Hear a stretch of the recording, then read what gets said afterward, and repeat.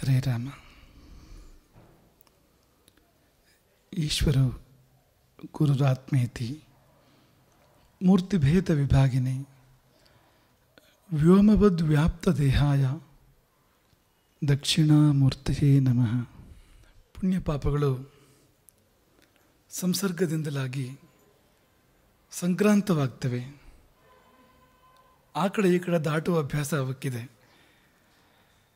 ಸೇತುವೆ ಸಂಸರ್ಗ.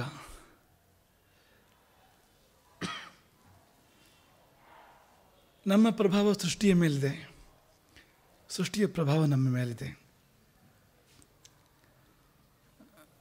ಸೆಕೆ ಆದರೆ ಬೆವರ್ತೀವಿ, ಚಳಿ ಆದರೆ ನಡುಗ್ತೀವಿ. ಸೃಷ್ಟಿ ನಮ್ಮ ಮೇಲೆ ಪ್ರಭಾವ ಬೀರ್ತಾನೆ ಇರುತ್ತೆ ಪ್ರತಿಕ್ಷಣವು. ಸೃಷ್ಟಿಯಿಂದಲೇ ನಾವು ಹೀಗೆ ಬೆಳೆಯುವಾಗ ಸೃಷ್ಟಿಯಿಂದ ಎಲ್ಲ ಸಂಗತಿಗಳನ್ನು ತೊಗೊಂಡು ನಾವು ಬೆಳೆದಿರ್ತೀವಿ. ಒಳಿತು ಕೆಡುಕು ಎಲ್ಲ ಈ ದೇಹದ ಎಲ್ಲ ಜೀವಕೋಶಗಳು ಸೃಷ್ಟಿ ಕೊಟ್ಟಿದ್ದು, ಇಲ್ಲಿಂದ ತೊಗೊಂಡು ನಾವು ಬೆಳೆದಿರೋದು. ಹಾಗೆ ರೋಗ ಬಂದರೆ ರೋಗಾಣು ಕೂಡ ಅಲ್ಲಿಂದಲೇ ಬಂದಿರುತ್ತೆ, ಸೃಷ್ಟಿಯಿಂದಲೇ ಬಂದಿರುತ್ತೆ. ಹಾಗೆ ಸೃಷ್ಟಿಗೆ ನಾವು ಕೊಡ್ತಾ ಇರ್ತೀವಿ. ನಾವು ನಮ್ಮ ಹಾಗಿನ ಅನಂತ ವಸ್ತುಗಳು, ಅನಂತ ವ್ಯಕ್ತಿಗಳು ಸೃಷ್ಟಿಗೆ ಪ್ರತಿಕ್ಷಣ ತಮ್ಮ ಕೊಡುಗೆ ಕೊಡ್ತಾನೆ ಇರ್ತೇವೆ. ನಾವು ಉಸಿರು ಬಿಟ್ಟರೆ ಇಂಗಾರದ ಡೈಆಕ್ಸೈಡ್ ಹೋಯಿತು ಹೊರಗಡೆಗೆ, ಗಾಳಿಯಲ್ಲಿ ಸೇರಿಕೊಂಡಿತ್ತದು. ತೊಗೊಂಡ್ರೆ ಆಕ್ಸಿಜನ್ ಒಳಗೆ ಬಂತು. ಈ ಕೊಡುಕೊಳ್ಳೋ ವ್ಯವಹಾರ ಹೇಗೆ ನಡೀತಾ ಇದೆ ನೋಡಿ, ಅದರ ಪರಿಣಾಮ ಆಗ್ತಾ ಇದೆ ನೋಡಿ. ಒಂದು ಚಿಕ್ಕ ರೂಮಲ್ಲಿ 50 ಜನ ಒಂದು ಇಡೀ ದಿನ ಉಸಿರಾಡಿದರೆ ಆಮೇಲೆ ಅಲ್ಲಿ ಉಸಿರಾಡೋಕ್ಕೆ ಆಗಲ್ಲ. ಯಾಕೆಂದರೆ ಒಂದೊಂದು ವ್ಯಕ್ತಿಯ ಉಸಿರಾಟದ ಪರಿಣಾಮ ಗಾಳಿ ಮೇಲಾಗಿದೆ, ವಾತಾವರಣದ ಮೇಲಾಗಿದೆ. ಅದನ್ನ ಇಲ್ಲ ಅಂತ ಹೇಳೋಕ್ಕೆ ಸಾಧ್ಯವೇ ಇಲ್ಲ. ಅದೇ ನಿಯಮ ಈ ಪುಣ್ಯ ಪಾಪಗಳಿಗೆ ಕೂಡ ಅನ್ವಯಿಸುತ್ತೆ. ಅದೇ ನಿಯಮ ಅನ್ವಯಿಸುತ್ತೆ. ದೊಡ್ಡ ಗುರುಗಳ ನೆನಪಾಗತ್ತೆ, ಅವ್ರು ಹೇಳಿದ್ದು ನಮ್ಗೆ ಚೆನ್ನಾಗಿ ನೆನಪಿದೆ. ಗುರು ಶಾಪಗ್ರಸ್ತರ ಸಂಸರ್ಗ ಮಾಡಬೇಡಿ ಅಂತ ಹೇಳೋರು ಅವರು. ಅದಕ್ಕೆ ಅವರು ಉದಾಹರಣೆ ಕೊಡೋರು ಯಾವಾಗಲೂ. ಏನಂದರೆ, ಯಾರಿಗೆ ಕರೆಂಟ್ ಶಾಕ್ ಹೊಡೆದಿದೆ ಅವ್ರನ್ನ ಮುಟ್ಟಬಾರದು ಅಂತ. ಸೀದಾ ಹೋಗಿ ಅವ್ರನ್ನ ಕೈಯಿಂದ ಮುಟ್ಟಿದರೆ ನಿನಗೂ ಹೊಡೆಯುತ್ತೆ ಅಷ್ಟೇ ಅಂತ. ಸಂಸರ್ಗದಿಂದಾಗಿ ನೀನು ಕೂಡ ಭಾಗಿಯಾಗ್ತೀಯ ಅದಕ್ಕೆ ಅಂತ ಅವ್ರು ಹೇಳೋರು. ಅದರ ಹಿಂದಿನ ಪ್ರಿನ್ಸಿಪಲ್, ಅದರ ಹಿಂದಿನ ತತ್ವ ಇದೆ, ನೀನು ನಾವು ವಿವರಿಸಿದ ಶ್ಲೋಕಗಳಲ್ಲೇ ಇದೆ ಅಂತ. ನಮಗೆ ನಾರಾಯಣ ಉಪನಿಷತ್ತಿನ ಒಂದು ಮಂತ್ರ ನೆನಪಾಯಿತು. ಆ ಮಂತ್ರ ಎಷ್ಟು ಚೆನ್ನಾಗಿದೆ ಅಂದರೆ, ಯಥಾ ವೃಕ್ಷಸ್ಯ ಸಂಪುಷ್ಪಿತಸ್ಯ ದೂರಾದ್ ಗಂಧೋ ವಾತಿ. ಯಥಾ ವೃಕ್ಷಸ್ಯ, ಒಂದು ವೃಕ್ಷ, ಸಂಪುಷ್ಪಿತಸ್ಯ ಸಮ್ಯಕ್ ಪುಷ್ಪಿತಸ್ಯ, ಮೈ ತುಂಬ ಹೂ ಬಿಟ್ಟಿದೆ ಆ ವೃಕ್ಷ ಅಂತ ಅಂದ್ಕೊಳ್ಳಿ, ಮರ. ದೂರಾದ್ ಗಂಧೋ ವಾತಿ, ದೂರದಿಂದಲೇ ಅದರ ಪರಿಮಳ ನಿನಗೆ ಬರುತ್ತಲ್ವಾ. ಅಂದರೆ ಅದರ ಪರಿಸರಕ್ಕೆ ಹೋದರೆ ಸಾಕು ಅಂತ, ನಿನಗೆ ಅದರ ಪರಿಮಳ ಬರುತ್ತಲ್ವಾ. ಏವಂ, ಹಾಗೆಯೇ ಅಂತ, ಪುಣ್ಯಸ್ಯ ಕರ್ಮಣೋ ದೂರಾದ್ ಗಂಧೋ ವಾತಿ. ಪುಣ್ಯಕರ್ಮ, ಯಾರೋ ಒಬ್ಬ ಪುಣ್ಯಕರ್ಮ ಮಾಡಿರ್ತಾನೆ ಅಂದರೆ ಅವನ ಪರಿಸರಕ್ಕೆ ಹೋಗ್ತಿರೋ ಹಾಗೆ ನಿನಗೆ ಅದರ ಪರಿಮಳ ಬರುತ್ತೆ, ನಿನ್ನ ಮೇಲೆ ಅದರ ಪ್ರಭಾವ ಆಗುತ್ತೆ, ನಿನ್ನೊಳಗೆ ಆ ರೂಪದಲ್ಲಿ ಅದು ಪ್ರವೇಶ ಮಾಡುತ್ತೆ ಆ ಪುಣ್ಯಕರ್ಮ. ಹಾಗೆ ಪಾಪವೂ ಕೂಡ, ಪುಣ್ಯಕ್ಕೂ ಪಾಪಕ್ಕೂ ಅದು ಮಾಡುವ ಪರಿಣಾಮಗಳು ತುಂಬ ಭಿನ್ನ ಮಾಡ್ತವೆ. ಆದರೆ ಬಾಕಿ ಸ್ವರೂಪ ಸ್ವಭಾವ ಎಲ್ಲ ಒಂದೇ, ವ್ಯತ್ಯಾಸವೇ ಇಲ್ಲ. ಅದು ಹೇಗೋ ಇದು ಹಾಗೆ, ಮಾಡೋ ಪರಿಣಾಮಗಳು ಪಕ್ಕ ವ್ಯತ್ಯಾಸ ಅಷ್ಟೇ. ಅದು ಬೇರೆ ಥರ, ಇದು ಬೇರೆ ಥರ. ಬಿಸಿಲು ಸುಡುತ್ತೆ, ಬೆಳೆದಿಂಗಳು ತಂಪು ಮಾಡುತ್ತೆ ಅಂತ ಅನ್ನೋ ಹಾಗೆ. ಉಳಿದಂತೆ ಅದೆಲ್ಲವೂ ಒಂದೇ, ಅದರ ಸ್ವರೂಪ ಸ್ವಭಾವಗಳು. ಹೀಗೆ ದುರ್ಗಂಧವಾದರು ಆ ವಾತಾವರಣಕ್ಕೆ ಹೋದರೆ ಸಾಕು ಅಂತ, ನೋಡಬೇಕಂತ ಕೂಡ ಇಲ್ಲ ಅಂತ, ಒಂಚೂರು ಬಂತು ಅಂತ ನಮ್ಮ ಮೇಲೆ ಪರಿಣಾಮ ಆಯಿತು ಅಂತ. ದುರ್ಗಂಧ ಬಂತು ಅಂದರೆ ಕೂಡಲೇ ಮುಖ ಹಿಡಿತೀವಿ ನಾವಲ್ವ, ಮೂಡ್ ಹಾಳಾಗುತ್ತೆ, ಏನೋ ಒಂದು ಆಗುತ್ತಲ್ವ. ನಮ್ಮ ಒಳಗೆ ಅಂತೆಲ್ಲ ಎಷ್ಟೆಲ್ಲ ವ್ಯತ್ಯಾಸ ಆಗಿಬಿಡುತ್ತೆ ಕೂಡಲೇ ಅಂತ. ಹಾಗೆ ಪಾಪಕರ್ಮ ಮಾದರು ಅಂತ ಅವರು ಇನ್ನೊಂದು ಉದಾಹರಣೆ ಕೊಡ್ತಾರೆ ನಾರಾಯಣ ಉಪನಿಷತ್ತಿನಲ್ಲಿ. ಯಥಾ ಅಸಿಧಾರಾಮ್ ಕರ್ತೇವ ಹಿತಾಂ. ಕರ್ತ ಅಂದರೆ ಗರ್ತ, ದೊಡ್ಡ ಹೊಂಡ, ಪ್ರಪಾತ. ಆ ಪ್ರಪಾತದ ಮೇಲೆ ಒಂದು ಕತ್ತಿಯನ್ನು ಇಟ್ಟಿದೆ ಸೇತುವೆಯಾಗಿ. ಪ್ರಪಾತವನ್ನು ಈ ಕಡೆಯಿಂದ ಆ ಕಡೆ ದಾಟಲಿಕ್ಕೆ ಸೇತುವೆ ಹಾಗೆ ಒಂದು ಕತ್ತಿಯನ್ನು ಇಟ್ಟಿದೆ. ಆ ಕತ್ತಿ ಮೇಲೆ ನಡ್ಕೊಂಡು ಹೋಗಬೇಕು. ಕಾದ ಕತ್ತಿ, ನೀವು ನಿಲ್ಲೋ ಹಾಗೆಲ್ಲ ಸುಡುತ್ತೆ. ಹೆಜ್ಜೆ ಗಟ್ಟಿ ಊರಿದರೆ ಕತ್ತರಿಸುತ್ತೆ. ಅದು ತುಂಬ ಮೆಲ್ಲ ಆದರೆ ಗ್ರಿಪ್ ಸಿಗೋದಿಲ್ಲ ನಿಮಗೆ. ಒಂದು ಸಾರಿ ನಿಮಗೆ ಬ್ಯಾಲೆನ್ಸ್ ತಪ್ಪಿದ್ರೆ ಮುಗೀತು, ಮತ್ತೇನಿಲ್ಲ ಆಮೇಲೆ, ಮುಕ್ತಿಯೇ ಆಮೇಲೆ. ಹೀಗೆ ಬದುಕು. ಅಮೃತಾದ ಆತ್ಮಾನಂಚುಗುಪ್ಸೇತ್. ಪಾಪದ ವಿಷಯದಲ್ಲಿ ಹೀಗೆ ಭಯಪಟ್ಟು ಹೆಜ್ಜೆ ಇಡಬೇಕಾದ್ರೆ ಆ ಕತ್ತೆ ಮೇಲೆ ನಡ್ಕೊಂಡು ಹೋಗೋನು ಎಷ್ಟು ಜವಾಬ್ದಾರಿಯಿಂದ ನಡ್ಕೊಂಡು ಹೋಗ್ತಾನೆ, ಅಷ್ಟು ಜವಾಬ್ದಾರಿಯಿಂದ ನಡ್ಕೊಂಡು ಹೋಗು. ಯಾಕೆಂದರೆ ಎಲ್ಲಿಂದ ಪಾಪದ ಗಾಳಿ ಬೀಸುತ್ತೋ, ಯಾವ ದ್ವಾರದಲ್ಲಿ ಯಾವ ದಾರಿಯಲ್ಲಿ ಪಾಪ ಬಂದು ನಿನ್ನ ಪ್ರವೇಶ ಮಾಡುತ್ತೋ, ಹಾಗಾಗಿ ಅವನೆಷ್ಟು ಸಮತೋಲನದಲ್ಲಿ ಹೆಜ್ಜೆ ಇಡ್ತಾನೋ ಅಷ್ಟೇ ಸಮತೋಲನದಲ್ಲಿ ಹೆಜ್ಜೆ ಇಡು ನೀನು ಅಂತ ನಾರಾಯಣೋಪನಿಷತ್ತು ಹೇಳೋದು. ಅದಕ್ಕೆಲ್ಲ ಕಾರಣ ಇದೆ ಅಂತ, ಇದೇ ಕಾರಣ ಅಂತ. 2 ಉದಾಹರಣೆ ಹೇಳಬೇಕು ಅಂತ ಅಂದ್ಕೊಳ್ತೀನಿ. ನಾವು ನಿಮಗೆ ನಿನ್ನೆ ಸ್ಪರ್ಶನ, ದರ್ಶನ, ಭಾಷಣ ಎಲ್ಲಕ್ಕೂ ಪರಿಣಾಮಗಳನ್ನ ಹೇಳಿದ್ವು. ಸ್ಪರ್ಶಕ್ಕಿರುವಂಥ 2 ಪರಿಣಾಮಗಳನ್ನು ಹೇಳಬೇಕು ನಾನು ನಿಮಗೆ. 2 ರಾಮಾಯಣದ್ದೇ, 2 ನಿಮಗೆ ಗೊತ್ತಿರೋದೆ, ಚೆನ್ನಾಗಿ ಗೊತ್ತಿರೋದು ನಿಮಗೆ. ಆದರೂ ಇದಕ್ಕೆ ಸಮನ್ವಯ ಮಾಡಿಕೊಳ್ಳೋ ದೃಷ್ಟಿಯಿಂದ ನಾವು ಅದನ್ನು ಹೇಳ್ತಾ ಇರೋದು. ಒಂದು ಅಹಲ್ಯೆ, ಸ್ಪರ್ಶಕ್ಕಿರುವ 2 ಉದಾಹರಣೆಗಳು. ಒಂದು ಅಹಲ್ಯೆ, ರಾಮ ಮಾಡಿದ್ದೇನು ಅಂತ ಅಹಲ್ಯೆಗೆ ಒಂದು ಸ್ಪರ್ಶ ಮಾತ್ರ.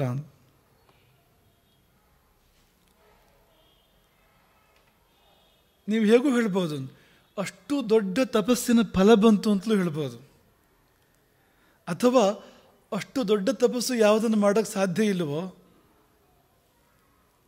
ಅದನ್ನು ಮಾಡ್ತು ಅಂತಲೂ ಹೇಳ್ಬೋದು. ಹೇಗೂ ಆ ತಪಸ್ಸನ್ನು ಮೀರಿದ್ದದು ಅಂತ, ಆ ಮೀರಿದ ಪರಿಣಾಮವನ್ನು ಸ್ಪರ್ಶ ಕೊಟ್ಟಿದೆ. ತಪಸ್ಸು ಸ್ಪರ್ಶವನ್ನು ಕೊಟ್ಟಿತು, ಸ್ಪರ್ಶ ಆ ಫಲವನ್ನು ಕೊಟ್ಟಿತು, ಅಮೃತ ಫಲವನ್ನು, ಪುಣ್ಯ ಫಲವನ್ನು ಕೊಟ್ಟಿತು. ಸ್ಪರ್ಶ ಮಾತ್ರದಿಂದ ಆಕೆಯ ಪಾಪ ಮತ್ತು ಶಾಪ, ತತ್ಫಲವಾಗಿ ತಾಪ ಅಂತ ಈ 3 ಪರಿಹಾರ ಆಯಿತು ನೋಡಿ. ಬೇರು ಸಹಿತ ಕಿತ್ತೋಯ್ತು ಅಂತ. ಏನೋ ಹರಿದಿರಬೇಕಲ್ವ ಅಲ್ಲಿ, ರಾಮನ ಪಾದದಿಂದ ಆಕೆಯ ಪ್ರಕೃತಿಯ ಒಳಗೆ ಏನೋ ಹರಿದಿರಬೇಕಲ್ವ. ದೊಡ್ಡ ಗುರುಗಳ ಭಾಷೆ ಹೇಳಬೇಕಾದ್ರೆ ಕರೆಂಟು, ಒಳ್ಳೆ ಕರೆಂಟು, ಚೈತನ್ಯ ಅಂತ. ಅಲ್ಲಿ ಅಹಲ್ಯೆಯ ಸತ್ವಕ್ಕಿಂತ ಎಷ್ಟೋ ದೊಡ್ಡ ಸತ್ವ ರಾಮನದ್ದು. ಹಾಗಾಗಿ ಆ ಕಡೆಯಿಂದ ಈ ಕಡೆಗೆ ಹರಿವೇ ಇಲ್ಲ. ಹರಿದರೂ ಬೇರೆ ಏನಾದರೂ ಹರಿದ್ರೂ ಉಳಿಯೋದೂ ಇಲ್ಲ ಅದರಲ್ಲಿ. ಈಗ ಒಂದು ನೆಗೆಟಿವ್ ಏನಾದರೂ ಹರಿದರೆ ಅಹಲ್ಯೆ ಕಡೆಯಿಂದ ರಾಮನ ಕಡೆಗೆ ಒಳಗೆ ಬರ್ತಿರುವಾಗ ಸುಟ್ಟೋಗುತ್ತದು. ಒಂದು ಪಾಸಿಟಿವ್ ಹೋದರೆ ಲೆಕ್ಕ ಇಲ್ಲ ಅದಕ್ಕೇನು, ಯಾಕೆಂದರೆ ಸಿಂಧು ಅದು. ಒಂದು ಬಿಂದು ಬಂದು ಕೂಡಿದರೆ ಅದು ಕೂಡಿದ ಹಾಗೂ ಇಲ್ಲ, ಕೂಡದೇ ಇರೋ ಹಾಗೂ ಅಲ್ಲ, ಪರಿಣಾಮ ಇಲ್ಲ, ಏನು ದೊಡ್ಡ ವ್ಯತ್ಯಾಸ ಏನೂ ಇಲ್ಲ ಅದರಿಂದಾಗಿ ಅಂತ. ಆದರೆ ಈ ಕಡೆಯಿಂದ ಆ ಕಡೆಗೆ ಏನು ಹರಿದಿರ್ಬೋದು, ಹೇಗೆ ಹರಿದಿರ್ಬೋದು ಅದು ಅಂತ. ಅಂದರೆ ತುಂಬ ಎತ್ತರಕ್ಕೆ ಏರಿದವರು ಪತನಗೊಂಡ್ರೆ ತುಂಬ ಕೆಳಗೆ ಬೀಳ್ತಾರೆ. ಅಂಥದ್ದೊಂದು ನಡೆದಿದೆ ಅಲ್ಲಿಯ ಜೀವನದಲ್ಲಿ. ಬಹಳ ಎತ್ತರದಲ್ಲಿದ್ದವಳು, ಎಲ್ಲ ರೀತಿಯಿಂದಲೂ ಬಹಳ ಎತ್ತರದಲ್ಲಿದ್ದವಳು ಅವಳು. ಅವಳ ಪತನ ಆಗಿದೆ. ಆ ಪತನಕ್ಕೆ ಕಾರಣೀಭೂತವಾಗಿರ್ತಕ್ಕಂಥ ಪಾಪವನ್ನು ಬೇರು ಸಹಿತ ನಿರ್ಮೂಲ ಮಾಡುವಷ್ಟು ಹರಿದಿದೆ ಅಲ್ಲಿ ಅಂತ, ಒಳಗಿನ್ನೇನು ಉಳಿದಿಲ್ಲ ಅಂತ. ಪುನಃ ಗೌತಮರು ಆಕೆಯನ್ನು ಪರಿಗ್ರಹಿಸ್ತಾರೆ. ಸಾಧಾರಣವಾಗಿ ಈ ರೀತಿಯ ಪ್ರಕರಣಗಳಲ್ಲಿ ಮತ್ತೆ ಪರಿಗ್ರಹಿಸುವ ವಿಷಯ ಅಂತ ಇಲ್ಲ ಅಂತ, ಅದು ಹೋಯ್ತು ಅಂತ, ಬಿದ್ದರೆ ಬಿದ್ದಿದ್ದೆ ಅಂತ, ಮತ್ತೆ ಹೇಳುವ ವಿಷಯ ಇಲ್ಲ ಅಂತ. ಈ ರೀತಿಯ ತಪ್ಪುಗಳು, ಈ ರೀತಿಯ ಪಾಪಗಳು ಅವು ಆ ಜನ್ಮಕ್ಕೆ ಪರಿಹಾರ ಇಲ್ಲದೆ ಇರುವಂಥವು ಸಾಧಾರಣವಾಗಿ. ಆದರೆ ಇಲ್ಲಿ ಮಾತ್ರ ಅದು ಪರಿಹಾರ ಆಗಿದೆ, ಮತ್ತೆ ಸಂಸಾರ ಆಗಿದೆ ಅವರದ್ದು ಅಂತ. ಹಿಮಾಲಯದಿಂದ ಗೌತಮರು ಬರ್ತಾರೆ ಧಾವಿಸಿ ಇಲ್ಲಿಗೆ. ಅಂದರೆ ನೀವು ಆಲೋಚನೆ ಮಾಡಿ ಅಂತ, ಎಲ್ಲಿವರೆಗೆ ಅದರ ಪರಿಣಾಮ ಇದೆ ನೋಡಿ ಅಂತ. ಎಷ್ಟು ಪ್ರಾದೇಶಿಕವಾಗಿ ನೋಡಿದರೆ ಮಿಥಿಲೆಯ ಉಪವನದಿಂದ ಹಿಮಾಲಯಕ್ಕೆ ಅಂತ, ಹಿಮಾಲಯದಲ್ಲಿ ತಪಸ್ಸು ಮಾಡ್ತಾಯಿದ್ರು ಅವರು, ಅಲ್ಲಿವರೆಗೆ ಅದರ ಪರಿಣಾಮ ಅಂತ ಈ ಚೇತನದಿಂದ ಆ ಚೇತನಕ್ಕೆ ಹರಿದಿದೆ ಅದು ಅಂತ. ರಾಮನಿಂದ ಅಹಲ್ಯೆಗೆ, ಅಲ್ಲಿಂದ ಹೇಗೋ ಗೌತಮರಿಗೆ ಅಂತ ಅವರು ಧಾವಿಸಿ ಬಂದಿದ್ದಾರೆ. ಅಷ್ಟಿದೆ ಅಂತ. ಸ್ಪರ್ಶ ಮಾತ್ರದಿಂದ ಅಂತಹ ದೊಡ್ಡ ಬದಲಾವಣೆ ಬರ್ಬೋದು. ದೊಡ್ಡವರು ಸ್ಪರ್ಶ ಮಾಡಿದರೆ, ಸ್ಪರ್ಶ ಮಾತ್ರದಿಂದ ಅಂಥ ಪಾಪವೂ ಬರ್ಬೋದು. ಅಷ್ಟು ದೊಡ್ಡ ಪಾಪಿಯಾಗಿದ್ದರೆ ಅವನು. ಅದಕ್ಕೂ ಒಂದು ಉದಾಹರಣೆ ಇದೆ, ಅದು ನಿಮಗೆ ಗೊತ್ತಿರೋ ಉದಾಹರಣೆ. ಅದು ವೇದವತಿ ಉದಾಹರಣೆ ಪೂರ್ತಿ ನಿಮಗೆ ಗೊತ್ತಿರೋವಂಥದ್ದೇ. ಅದು ಅದೇ ಹಿಮಾಲಯದಲ್ಲಿ ಆಕೆ ತಪಸ್ಸು ಮಾಡ್ತಾ ಇದ್ಲು ಒಬ್ಬಳೇ ಆಶ್ರಮದಲ್ಲಿ. ರಾವಣ ಬಂದ, ಪರಸ್ಪರ ಪರಿಚಯ ಸಂಭಾಷಣೆ ನಡೀತು ಮೊದಲು. ಆಮೇಲೆ ರಾವಣನ ನಿಜವಾದ ಪರಿಚಯ ಆಯಿತು. ರಾವಣ ಮಾತಿನಿಂದ ಆಕೆಯನ್ನು ಸ್ಪರ್ಶಿಸಲು ಪ್ರಯತ್ನಪಟ್ಟ, ಆಕೆ ಅವಕಾಶ ಕೊಡಲಿಲ್ಲ ಅದಕ್ಕೆ. ಆಮೇಲೆ ಬಲಪ್ರಯೋಗಕ್ಕೆ ಪ್ರಯತ್ನಪಟ್ಟ, ಆಕೆಯನ್ನು ಅಪಹರಿಸಲಿಕ್ಕೆ ಪ್ರಯತ್ನಪಟ್ಟ. ಆಕೆ ಮುಡಿಯನ್ನು ಹಿಡಿದ, ಇಷ್ಟೇ ಅಲ್ಲಿ ಪೂರ್ವಪೀಠಿಕೆ ಅಥವಾ ಅದರ ಪೂರ್ವ ಭಾಗ ಇಷ್ಟೇ, ಮುಡಿಯನ್ನು ಹಿಡಿದ ರಾವಣ. ಅಷ್ಟಕ್ಕೆ ಆಕೆ ತನ್ನ ಕೈಯನ್ನೇ ಕತ್ತಿ ಮಾಡಿಕೊಂಡು ತನ್ನದೇ ಕೂದಲನ್ನು ಕತ್ತರಿಸ್ಬಿಡ್ತಾಳೆ. ಎಲ್ಲಿ ಅವನು ಹಿಡಿದಿದ್ದನೋ ಅಲ್ಲಿಂದ ಈ ಕಡೆಗೆ ಕೂದಲನ್ನೇ ಕತ್ತರಿಸ್ತಾಳೆ. ಅಲ್ಲ, ಅವಳಿದ್ದೇ ಕೂದಲಲ್ವಾ? ಮಮತೆ ಚೂರು ಬೇಡವಾ? ಮಮ ಅನ್ನೋ ಶಬ್ದಕ್ಕೆ ನನ್ನ ಅಂತ ಅರ್ಥ ಸಂಸ್ಕೃತದಲ್ಲಿ. ನಂದು ಅನ್ನೋ ಭಾವ ಅಷ್ಟು ಇಲ್ವಾ? ಕೂದಲನ್ನ ಕತ್ತರಿಸ್ಬಿಡೋದು. ಅದು ಯಾವುದೇ ಹೆಣ್ಣು ಮಕ್ಕಳು ಕೂದಲು ಕತ್ತರಿಸೋದಂದರೆ ಇವತ್ತಿನ ಕಾಲದ ವಿಷಯ ಬೇರೆ, ಅದನ್ನು ಬಿಟ್ಟು ಮಾತಾಡೋದು. ಅದು ಅಂದರೆ ಅದು ಕಲ್ಪನೆಗೆ ಮೀರಿದ್ದು ಅಂತ. ನೀವು ಹಿಂದಕ್ಕೆ ಹೋದರೆ, ಕಾಲದಲ್ಲಿ ನೀವು ಹಿಂದಕ್ಕೆ ಉರುಳಿ ಹೋದರೆ ಅಲ್ಲಿ ಹೆಣ್ಣುಮಕ್ಕಳು ಕೂದಲು ಕತ್ತರಿಸೋದಂದರೆ ಅದು ಅಂಥ ಒಂದು ಅಮಂಗಲ ನಡೆದ್ರೆ ಅಂತ. ನಿಯಮಗಳು ಎರಡೂ ಕಡೆಗಿದೆ ನಿಜವಾಗಿ. ಈಗ ಉದಾಹರಣೆಗೆ, ಈಗ ಶಿಖೆ ಅನ್ನೋದು ಸ್ತ್ರೀಯರಿಗೂ ಪುರುಷರಿಗೂ ಸಮಾನ, ಎರಡೂ ಕಡೆ ಸಮಾನ. ಪುರುಷರು ಜಡೆ ಬಿಡ್ತಾರೆ, ಸ್ತ್ರೀಯರು ಜಡೆ ಬಿಡ್ತಾರೆ. ಪುರುಷರಿಗೂ ಹಾಗೆ ಇದೆ, ಜಡೆ ಬಿಡಬೇಕು, ಬಂಧಿಸ್ಬೇಕು ಅದನ್ನು ಅಂತ. ಈ ನಿಯಮ ಒಟ್ಟಿಗೆ ಹೇಳಿದ್ದು ಇಬ್ಬರಿಗೂ. ಕುಂಕುಮ ಇಬ್ಬರಿಗೂ ಸಮಾನ, ತಿರುಕ ಇಡಬೇಕು ಅನ್ನೋದು ಪುರುಷರಿಗೂ ಹೇಳಿದೆ, ಸ್ತ್ರೀಯರಿಗೂ ಹೇಳಿದೆ. ಕಂಕಣ ಎರಡೂ ಕಡೆ ಹೇಳಿದೆ, ಅದನ್ನು ಪುರುಷರಿಗೂ ಹೇಳಿದೆ, ಸ್ತ್ರೀಯರಿಗೂ ಹೇಳಿದೆ. ಈ ಕರ್ಣಮೇಧ, ಕಿವಿಗೆ ಒಂಟಿ ಎರಡೂ ಕಡೆ ಹೇಳಿದೆ. ಆದರೆ ಇದು ನಾವು ನೋಡ್ತೀವಲ್ಲ, ಕುಂಕುಮಾರ್ಚನೆ ಹೇಳಿದ್ರೆ ಸರಿ ಮಾಡ್ತಾರೆ ಕುಂಕುಮಾರ್ಚನೆ ಹೆಣ್ಮಕ್ಳೆಲ್ಲ. ಗಂಡಸರಿಗೆ ಅಂತಾರೆ ಒಂದು ಹೇಳಿದ್ರೆ ಸ್ವಲ್ಪ ಅಂದರೆ ಆಚರಣೆಯಲ್ಲಿ ವ್ಯತ್ಯಾಸ ಇದೆ ಅಂತ ಅಲ್ಲಿ ಅಂತ. ಹಾಗಾಗಿ ಅಲ್ಲಿ ಮಾತ್ರ ಒಂದು ರೀತಿ ಅವರ ಸೌಮಂಗಲ್ಯದ ದ್ಯೋತಕವಾಗಿ ಅವರು ಅದನ್ನು ಜೋಪಾನವಾಗಿ ಕಾಪಾಡಿಕೊಂಡಿದ್ದಾರೆ ಅಂತ. ಹಾಗಾಗಿ ಕೂದಲು ಕತ್ತರಿಸೋದಂದರೆ ಅದು ಕಲ್ಪನೆಗೆ ಮೀರಿದ ವಿಷಯ ಅದು ಅಂತ, ಅದಕ್ಕೆ ಒಪ್ಪೋದಿಲ್ಲ ಅಂತ. ಹಾಗಿರುವಾಗ ಆಕೆ ತನ್ನ ಕೂದಲನ್ನು ಕತ್ತರಿಸೋಕೆ ಯಾಕೆ ಮುಂದಾದ್ಲು? ಅಂಥದ್ದಕ್ಕೆ ಯಾಕೆ ಮುಂದಾದ್ಲು? ಅದು ಏನು, ಅದನ್ನು ಸ್ವಲ್ಪ ಆಲೋಚನೆ ಮಾಡಿ 4 ಜನರಿಗೆ ಕೇಳಿ ಮಾಡಿದ್ದಲ್ಲ ಅದು. ಅಂದರೆ ರಿಫ್ಲೆಕ್ಸ್ ಆ್ಯಕ್ಷನ್ ಅಂತ ಹೇಳ್ತಾರಲ್ಲ ಹಾಗೆ ಅಂತ, ಕ್ಷಣಾರ್ಧದಲ್ಲಿ ಅಂತ. ಅವನು ಕೂದಲು ಹಿಡಿದಿದ್ದು, ಆಕೆ ಅದನ್ನು ಕಡಿದಿದ್ದು ಒಟ್ಟಿಗೆ ಅಂತ, ಒಂದೇ ಕ್ಷಣದ ಪೂರ್ವ ಭಾಗ ಉತ್ತರ ಭಾಗ ಇದ್ದಾಗಿದೆ ಅಂತ. ಯಾಕೆ ಹಾಗೆ ಮಾಡಿದ್ಲು ವೇದವತಿ? ಆಲೋಚನೆ ಮಾಡಿ. ಅದು ಹಾಗೆ ನೋಡಿದರೆ ಅವಳಿಗೆ ಒಂದೇ ಇದ್ದಿದ್ದು ಜೀವನದಲ್ಲಿ, ಹರಿಯನ್ನು ಪತಿಯಾಗಿ ಪಡಿಬೇಕು ಅಂತ ಅವಳು ತಪಸ್ ಮಾಡ್ತಾ ಇದ್ದಿದ್ದು. ಆ ಹರಿಗೆ ಸಂಬಂಧಪಟ್ಟಿದ್ದು ಕೂದಲು. ಹಾಗೆ ನೋಡಿದರೆ ಅಂದರೆ ಕೂದಲು ಅಲ್ಲಿಗೆ ಹೋಗುತ್ತೆ ಅಂತ. ಅವಳೇ ಅವನ ಪತಿಯಾಗಿ ಮುಂದೆ ಬರೋದಾದರೆ ಅವನಿಗೆ ಅಂದರೆ ಅದರ ಮಂಗಲಾಮಂಗಲಗಳು ಅದಕ್ಕೆ ಸಂಬಂಧಪಟ್ಟಿವೆ ಅಂತ. ಆದರೂ ಕೂದಲನ್ನು ಯಾಕೆ ಕಡಿತಾಳೆ ಅಂದರೆ ನೀನು ಮುಟ್ಟಿದೆ ಅಂತಷ್ಟೇ ವಿಷಯ. ಕೈಯ ಕತ್ತಿ ಆಯಿತು, ಕೂದಲನ್ನು ಕಡಿದಳು, ತನ್ನ ಕೂದಲನ್ನು ಕಡಿದಳು. ನಾವು ಇನ್ನೂ ಹೇಳಿದ್ದುಂಟು, ರಾವಣನ ತಲೆನೇ ಕಡಿಬೋದಾಗಿತ್ತು ಕೂದಲು ಕಡಿಯೋದ್ರ ಬದಲು. ಯಾಕೆ ಕಡಿಲಿಲ್ಲ ಅಂದರೆ ನಾನಾಗಿ ಮುಟ್ಟೋದಿಲ್ಲ ನಿನ್ನ ಅಂತ. ಅಂದರೆ ಕೈಯೇ ಖಡ್ಗಾಗಿದೆ ಅಲ್ವಾ, ತಲೆ ಕಡಿಬೇಕಾದ್ರೆ ಮುಟ್ಟಬೇಕಾಗತ್ತೆ ಅಂತ. ಅಷ್ಟೂ ಸ್ಪರ್ಶವನ್ನು ಸಹಿಸ್ತಾ ಇರತಕ್ಕಂಥ ಶುದ್ಧೆ ಅವಳು ವೇದವತಿ. ಅವಳ ಪಾವಿತ್ರ್ಯ ಆ ಮಟ್ಟದ್ದು, ಅಷ್ಟು. ಹಾಗಾಗಿ ಒಂದು ಸಣ್ಣ ಬಿಂದುವಿನಷ್ಟು ಕೂಡ ಅವಳು ಮೈಲಿಗೆಯನ್ನು ಸಹಿಸೋದಿಲ್ಲ ಅಂತ. ಕೂದಲನ್ನು ಕಡಿತಾಳೆ.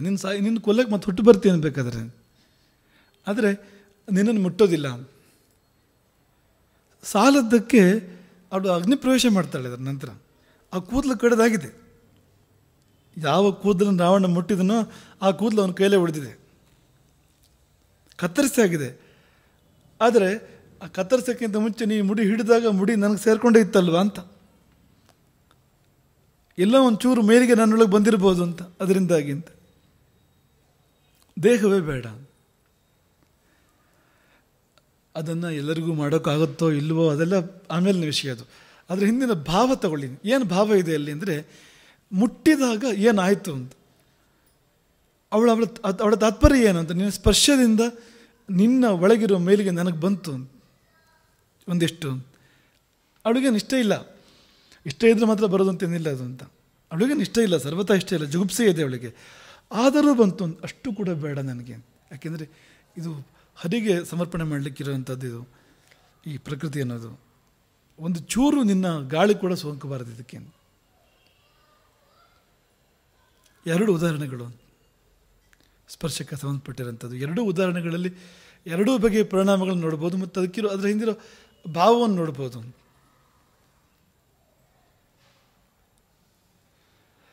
ರಾವಣನಂಥವರಿಗೂ ರಾಮಸ್ಪರ್ಶದಿಂದ, ಕೊನೆಗೆ ರಾಮಕರಚ್ಯುತವಾದ ಬಾಣಸ್ಪರ್ಶದಿಂದ ಅವರ ಪಾಪ ಪರಿಹಾರ ಆಗಿದೆ. ಅದು ಆಗಿದೆ ಅಂತ. ಹಾಗಾಗಿ ಇದು ಇದೆ ಅಂತ, ಈ ಕಡೆಯಿಂದ ಆ ಕಡೆಗೆ, ಆ ಕಡೆಯಿಂದ ಈ ಕಡೆಗೆ ಪಾಪಗಳು ಪುಣ್ಯಗಳು ಓಡಾಡುವಂಥದ್ದು ಇದೆ ಅಂತ. ವೇದವತಿಗಿಂತ ದೊಡ್ಡ ಉದಾಹರಣೆ ಸಿಗೋದೇ ಇಲ್ಲ ಅಂತಂದರೆ ಇನ್ನೂ ಮಡಿ ಮಾಡೋಕ್ಕೆ ಸಾಧ್ಯ ಇಲ್ಲ. ಅದು ಪರಮಾವಧಿ ಮಡಿ ಇದ್ದು ಅಂತ. ಹೆಚ್ಚು ಅಂದರೆ ಮುಟ್ಟಿದ್ರೆ ಸ್ನಾನ ಮಾಡ್ಕೊಂಬರ್ಬೋದು. ನಾವು ಯಾರಾದರೂ ಮುಟ್ಟಿದರೆ ಸ್ನಾನ ಮಾಡ್ಕೊಂಬರ್ಬೋದು. ಬೆಂಕಿಯಲ್ಲಿ ಸ್ನಾನ ಮಾಡ್ತಾರ ಅಂತ, ಅವಳು ಬೆಂಕಿಯಲ್ಲಿ ಸ್ನಾನ ಮಾಡಿದ್ಲು. ಒಂದು ಅಗ್ನಿದಿವ್ಯ ಅಂತ ಹೇಳ್ತಾರಲ್ಲ, ಅಗ್ನಿಶುದ್ಧೆ ಅಂತ. ಸೀತೆಯು ಕೂಡ ಹಾಗೆ ಅಂತ. ಅದಕ್ಕೆಲ್ಲ ಆ ಅಗ್ನಿ ಪ್ರವೇಶವನ್ನು ಬೇರೆ ಬೇರೆ ರೀತಿಯಿಂದ ನೀವು ವಿಶ್ಲೇಷಣೆ ಮಾಡ್ಬೋದು, ಅದಕ್ಕೆ ಬೇರೆ ಬೇರೆ ಚರ್ಚೆ ಮಾಡ್ಬೋದು. ಆದರೆ ಇಷ್ಟಿಟ್ಕೋಬೋದು, ರಾವಣ ಮುಡಿ ಹಿಡಿದಿದ್ದರಿಂದ ಎತ್ಕೊಂಡು ಬಂದಿದ್ದರಿಂದ ಅಲ್ಲಿಂದ ಲಂಕೆಯ ಗಾಳಿಯಲ್ಲಿ ಒಂದಷ್ಟು ಕಾಲ ಇದ್ದಿದ್ದರಿಂದ ಹೊರಗಿಂದ ಏನು ಧೂಳು ಸೋಕಿರ್ಬೋದು ಅವಳಿಗೆ, ಅದನ್ನೆಲ್ಲ ದಹಿಸಿದ್ಲು ಅಗ್ನಿಯಲ್ಲಿ, ಲಂಕೆಯಲ್ಲಿ ಅದೇ ಅಗ್ನಿಯಲ್ಲಿ ಪೂರ್ತಿ ದಹಿಸಿ ಅಲ್ಲಿಂದ ಹೊರಟ್ಲು ಆಮೇಲೆ ಅಂತ ನಾವು ಆ ಥರ ತೊಗೋಬೋದು. ಅಂದರೆ ಮುಟ್ಟಿದ ನಂತರ ಅಲ್ಲೂ ಕೂಡ ಅದೇ ಪರಿಣಾಮ ಆಗಿದೆ. ಸೀತೆಯ ಜನ್ಮದಲ್ಲೂ ಕೂಡ, ಸೀತೆಯ ಸ್ಥಿತಿಯಲ್ಲಿ ಕೂಡ ಅದೇ ಪರಿಣಾಮ ಆಗಿದೆ ಅಗ್ನಿ ಪ್ರವೇಶ. ಅದು ಅದರ ಫಲವೇ, ಅದು ರಾವಣ ಮುಟ್ಟಿದ್ರ ಫಲವೇ. ಹಾಗಂತ ಅವರು ಅಂತರಂಗದಲ್ಲಿ ಪರಮ ಪರಿಶುದ್ಧರೇ. ಈ ಕೆಲವರು ಅದನ್ನು ಸ್ಲೋಗನ್ ಬಳಸ್ಕೋತಾರೆ, ಅಂದರೆ ಹಾಗೆ ಇದ್ದರೆ ಪರವಾಗಿಲ್ಲ, ಬೇರೆ ವಿಷಯ. ಏನಂದರೆ ಒಳಗಿಂದ ಸರಿ ಇದ್ರೆ ಆಯ್ತಪ್ಪ, ಮತ್ತು ಹೊರಗಡೆದೆಲ್ಲ ನಾನು ಅದೆಲ್ಲ ಮಡಿ ಇಲ್ಲ ಅಂತ. ಹಾಗೆ ಇದ್ಲು ಅವಳು. ಹೇಳ್ತಾಳೆ, ರಾಮನಿಗೆ ಸವಾಲಾಗಿ ಹೇಳ್ತಾಳೆ ಅವಳು. ಏನು ಹೇಳ್ತಾಳೆ? ಮದಧೀನಂತೂ ಎತ್ತನ್ಮೆ ಹೃದಯಂ ತ್ವಯ್ಯವಸ್ಥಿತಂ ಪರಾಧೀನೇಶು ಗಾತ್ರೇಶು ಕಿಂಕರಿಷ್ಯಾಮ್ಯನೀಶ್ವರ. ಶರೀರದ ಬಗ್ಗೆ ನಾನೇನು ಮಾಡಲಿ? ನನ್ನ ಅಧೀನ ಅಲ್ಲ ಅದು. ಯಾರೋ ಮುಟ್ಟಿದ್ರೆ ನಾನೇನು ಮಾಡಲಿ? ಆದರೆ ನನ್ನ ಅಧೀನವಾದ ಯಾವುದಿದೆಯೋ ನನ್ನ ಹೃದಯ, ಅದು ನನ್ನ ಮನಸ್ಸು, ಅದು ನಿನ್ನ ಬಿಟ್ಟು ಇನ್ನೆಲ್ಲೂ ಹೋಗಲಿಲ್ಲ.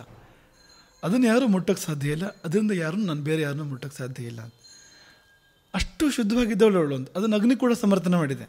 ಆಮೇಲೆ ಅವಳು ಮನಸ್ಸನ್ನು ಸೇರಿಸಿ ಹೇಳ್ತಾಳೆ, ಯಥಾಹಂ ರಾಘವಾದನ್ಯಂ ಮನಸಾಪಿನ ಚಿಂತೆಯೇ. ಮನಸ್ಸಿನಿಂದಲೂ ರಾಮನಿಂದ ಅನ್ಯನನ್ನು ನಾನು ಭಾವಿಸದೇ ಇದ್ದಿದ್ರೆ ಅಗ್ನಿ ರಕ್ಷಿಸಲಿ ನನ್ನನ್ನು ಅಂತ. ಅದು ಕೊನೆಯಲ್ಲಿ ಭೂಪ್ರವೇಶದಲ್ಲೂ ಕೂಡ ಅದನ್ನೇ ಹೇಳ್ತಾಳೆ ಆಕೆ ಅಂತ. ಒಳಗಿನಿಂದ ಅತ್ಯಂತ ಶುದ್ಧಳೆ, ಆದರೂ ಹೊರಗಿನದಕ್ಕಷ್ಟು ಬೆಲೆ ಇದೆ ಅಂತ. ಒಳಗಿನದಕ್ಕೆ ಎಷ್ಟು ಬೆಲೆ ಇದೆಯೋ ಅದೇ ಥರ ಬೆಲೆ ಇದೆ ಹೊರಗಿನದಕ್ಕೂ ಕೂಡ. ಅದು ಒಳಗೆ ಬರೋದು, ಹೊರಗೆ ಇದ್ದರೆ ಪರವಾಗಿಲ್ಲ. ಅದು ಹೊರಗಿಂದ ಒಳಗೆ ಬರೋದಾದರೆ ಈಗ ಹೊರಗಿನದ್ದು ಇರ್ಬೋದು, ಮುಂದೆ ಒಳಗಿನದ್ದಾಗತ್ತೆ ಅದು ಅಂತ. ಯಾವುದೇ ಸ್ಪರ್ಶಗಳು ಒಳಗಡೆಗೆ ಪರಿಣಾಮವನ್ನು ಬೀರದೇ ಇರೋದಿಲ್ಲ ಅಂತ. ಈಗ ಉದಾಹರಣೆಗೆ ಸೋಫಾದ ಮೇಲೆ ಕೂತ್ಕೊಂಡ್ರೆ ಅದ್ರ ಪರಿಣಾಮ ಒಳಗಡೆ ಆಗುತ್ತೋ ಇಲ್ವೋ ಅಂತ. ಚರ್ಮಕ್ಕೆ ಮಾತ್ರನ, ಒಳಗಡೆ ಏನೋ ಒಂದು ಹಿತ ಆಗುತ್ತೋ ಇಲ್ವೋ, ಒಂದು ಅಪಾಯಮಾನ ಅಂತ ಅನ್ಸುತ್ತೆ ಇಲ್ವೋ, ಮೆತ್ತಗೆ ಅಂತ ಅನ್ಸುತ್ತೋ ಇಲ್ವೋ ಮನಸ್ಸಿಗೆ ಅನ್ಸುತ್ತೆ ತಾನೇ. ಈ ಚಕ್ಕಲಿ ಅದೇ ರುಚಿ ಅಂತ ಅಂದ್ಕೊಳ್ಳಿ, ಆದರೆ ಮೆತ್ತಗಿದೆ, ಇಷ್ಟ ಆಗೋದಿಲ್ಲ ಅಂತ.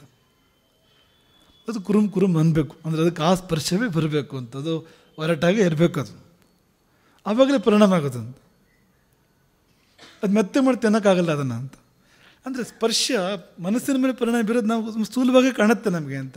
ಒಂದು ಹಿತವಾದ ಸ್ಪರ್ಶ, ಒಂದು ಗುರುವೋ ತಂದೆಯೋ ತಾಯಿಯೋ ಅಥವಾ ಇನ್ಯಾರೋ ಅತ್ಯಂತ ಪ್ರೀತಿ ಪಾತ್ರರಾದವರು ಅವರೊಂದು ಭುಜದ ಮೇಲೆ ಕೈ ಇಟ್ಟು ಹೇಗಿದೆ ಅಂತ ಕೇಳಿದ್ರೆ ಏನೋ ಹಿತ ಆಗುತ್ತೆ. ಆ ಕೈ ಇಡೋದು ಯಾಕೆ ಅಂದರೆ ಏನೋ ಒಂದು ಭಾವ ಇದೆ ಅಲ್ಲಿ, ಒಂದು ಆತ್ಮೀಯತೆ ಇದೆ ಅಲ್ಲಿ, ಏನೋ ಒಂದು ಪ್ರವಾಹ ಇದೆ ಅಲ್ಲಿ, ಒಂದು ಕಡೆ ಇನ್ನೊಂದು ಕಡೆಗೆ ಒಂದು ಹರಿಯುತ್ತೆ ಆ ಪ್ರವಾಹ.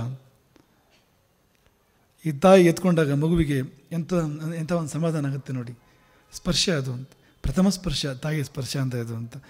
ಹಾಗೆ ತುಂಬ ಸ್ಥೂಲ ಬುದ್ಧಿಯಿಂದಲೇ ಗೊತ್ತಾಗುತ್ತೆ ನಮಗದು ಅಂತ. ನಾವು ಅದನ್ನು ಅಂದರೆ ನಮ್ಮ ಲಾಜಿಕ್ಕನ್ನು ಒಪ್ತಾ ಇಲ್ಲ ಅಷ್ಟೇ ಅಂತ. ನಮ್ಮ ಅನುಕೂಲ ಸಿಂಧುಗೋಸ್ಕರವಾಗಿ ನಮ್ಗೆ ಏನೇನು ಮಾಡಬೇಕಾಗಿದೆ, ಯಾರ ಜೊತೆ ಓಡಾಡಬೇಕಾಗಿದೆ, ಏನೇನು ಮಾಡಬೇಕು, ಅದಕ್ಕೂ ಆ ಕಾರಣಕ್ಕೋಸ್ಕರವಾಗಿ ಏನೋ ಒಂದು ದೊಡ್ಡ ಅಂದರೆ ತತ್ವ ಫಿಲಾಸಫಿ ಹೇಳ್ತಾ ಇದ್ದೀವಿ ಅಷ್ಟೇ ಹೊರತು ಈ ಸ್ಪರ್ಶಗಳು, ದರ್ಶನಗಳು ಅಥವಾ ಮಾತುಕತೆಗಳು ಪರಿಣಾಮ ಬೀರ್ತವೆ ಅನ್ನೋದನ್ನು ನಾವು ನಮ್ಮನ್ನೇ ಉದಾಹರಣೆ ತಗೊಂಡು ನೋಡ್ಬೋದು ಅಂತ. ಮಾಡ್ತಾನೆ ಇರ್ತೇವೆ ಪರಿಣಾಮವನ್ನು.